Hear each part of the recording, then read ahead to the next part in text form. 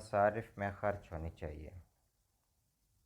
قرآن مجید میں زکوٰۃ کے 8 مصرف بیان کیے گئے ہیں: فقراء، مساکین، عاملین زکوٰۃ، مؤلفۃ القلوب، رقاب، غارمین، فی سبیل اللہ، ابن السبیل۔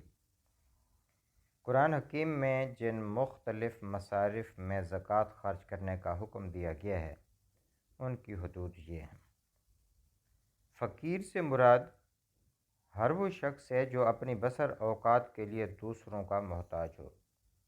یہ لفظ تمام حاجت مندوں کے لیے عام ہے، خواہ وہ بڑھاپے یا کسی جسمانی نقص کی وجہ سے مستقل طور پر محتاج اعانت ہو گئے ہوں، یا کسی عارضی سبب سے سر دست مدد کے محتاج ہوں اور کچھ سہارا پا کر اپنے پاؤں پر کھڑے ہو سکتے ہوں، جیسے یتیم بچے، بیوہ عورتیں، بے روزگار لوگ اور وہ لوگ جو کسی وقتی حادثے کا شکار ہو گئے ہوں۔ مسکین کی تشریح حدیث میں یہ آئی ہے کہ جو نہ اپنی حاجت بھر مال پاتا ہو، نہ پہچانا جاتا ہے کہ لوگ اس کی مدد کریں، نہ کھڑے ہو کر لوگوں کے آگے ہاتھ پھیلاتا ہے۔ اس لحاظ سے مسکین اس شریف آدمی کو کہتے ہیں جو اپنی روزی کمانے کے لیے ہاتھ پاؤں مارتا ہو مگر اپنی ضرورت کے قابل روزی نہ پا سکتا ہو۔ لوگ اسے برسر روز پا کر اس کی مدد نہیں کرتے اور وہ اپنی شرافت کی وجہ سے مدد مانگتا نہیں پھر سکتا۔ عاملین سے مراد وہ لوگ ہیں جو زکوٰۃ کی تحصیل، تقسیم اور اس کے حساب کتاب کا انتظام کرتے ہوں، وہ صاحب نصاب ہوں یا نہ ہوں، ہر حال میں وہ اس مد سے اپنے کام کی تنخواہ پائیں گے۔ مؤلفۃ القلوب سے مراد وہ لوگ ہیں جن کو اسلام اور اسلامی مملکت کے مفاد کی مخالفت سے روکنا یا اس مفاد کی خدمت پر آمادہ کرنا مقصود ہو، اور اس غرض کے لیے مال دے کر ان کی تالیف قلب کرنے کے سوا چارہ نہ ہو۔ یہ لوگ کافر بھی ہو سکتے ہیں اور ایسے مسلمان بھی جن کا اسلام انہیں اسلامی مفاد کی خدمت پر ابھارنے کے لیے کافی نہ ہو۔ نیز یہ لوگ اسلامی مملکت کے باشندے بھی ہو سکتے ہیں اور کسی بیرونی مملکت کے بھی۔ اس قسم کے لوگ اگر صاحب نصاب بھی ہوں تو ان کو زکوٰۃ دی جا سکتی ہے، بشرطے کہ اسلامی حکومت اس کی ضرورت محسوس کرے۔ رقاب سے مراد غلام ہیں۔ غلاموں کو آزاد کرانے کے لیے زکوٰۃ دینا اس مد میں شامل ہے۔ اگر کسی زمانے میں غلام موجود نہ ہوں تو یہ حد ساقط رہے گی۔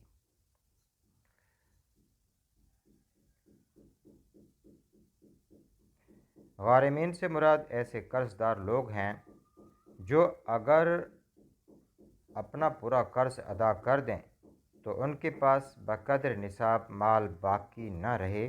ایسے لوگ کمانے والے بھی ہو سکتے ہیں اور بے روزگار بھی۔ ابن السبیل یعنی مسافر، ایسا شخص خواہ اپنے گھر میں غنی ہو لیکن اگر حالت سفر میں وہ مدد کا حاجت مند ہو جائے تو زکوٰۃ سے اس کی مدد کی جا سکتی ہے۔ فی سبیل اللہ سے مراد جہاد فی سبیل اللہ ہے، خواہ وہ تلوار سے ہو یا قلم و زبان سے یا ہاتھ پاؤں کی محنت اور دوڑ دھوپ سے۔ سلف میں سے کسی نے بھی اس لفظ کو رفاہ عام کے معنی میں نہیں لیا ہے۔ ان کے نزدیک بالاتفاق اس کا مفہوم ان مساعی تک محدود ہے جو خدا کے دین کو قائم کرنے، اس کی اشاعت کرنے اور اسلامی مملکت کا دفاع کرنے کے لیے کی جائیں۔ قرآن حکیم میں ان 8 مصارف زکوٰۃ کا بیان کچھ اس طرح ہے: اعوذ باللہ من الشیطان الرجیم، بسم اللہ الرحمن الرحیم۔ انما الصدقات للفقراء والمساکین والعاملین علیہا والمؤلفۃ قلوبہم وفی الرقاب والغارمین وفی سبیل اللہ وابن السبیل فریضۃ من اللہ واللہ علیم حکیم۔ صدق اللہ العظیم۔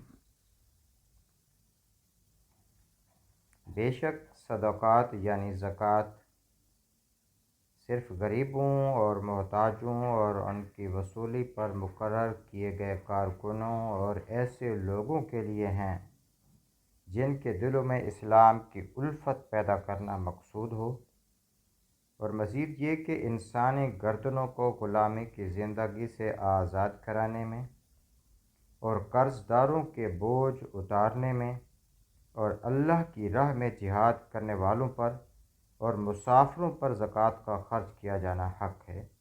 یہ سب اللہ کی طرف سے فرض کیا گیا ہے، اور اللہ خوب جاننے والا بڑی حکمت والا ہے۔ کی اس آیت کریمہ میں ہے، اعوذ باللہ من الشیطان الرجیم، بسم اللہ الرحمن الرحیم، انما الصدقات للفقراء والمساکین والعاملین علیہا والمؤلفة قلوبهم وفي الرقاب والغارمين وفي سبيل الله وابن السبيل فریضة من اللہ واللہ علیم حکیم۔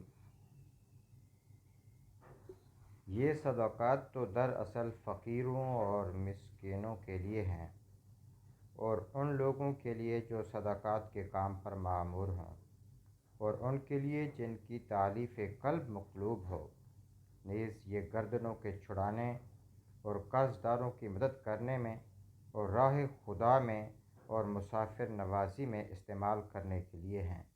ایک فریضہ ہے اللہ کی طرف سے، اور اللہ سب کچھ جاننے والا اور دانا و بینا ہے۔ صدق اللہ العظیم۔